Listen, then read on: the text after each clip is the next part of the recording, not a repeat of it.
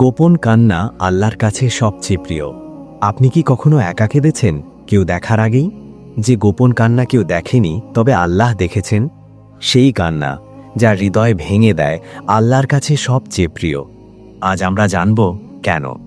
প্রিয় বন্ধুরা, আমাদের জীবনে অনেক সময় আসে যখন আমরা দুঃখে, ব্যথায় বা পাপের কারণে একা অনুভব করি, কিন্তু সেই একাকিত্বের মুহূর্তগুলোই আল্লাহর কাছে আমাদের কাছে সবচেয়ে কাছের মুহূর্ত।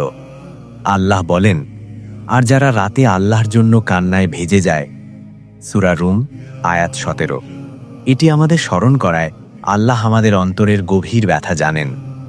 রাসূলুল্লাহ সাল্লাল্লাহু আলাইহি ওয়াসাল্লাম বলেছেন, যে ব্যক্তি আল্লাহর নৈকট্য কামনায় একা কাঁদে, আল্লাহ তাকে ক্ষমা করবেন।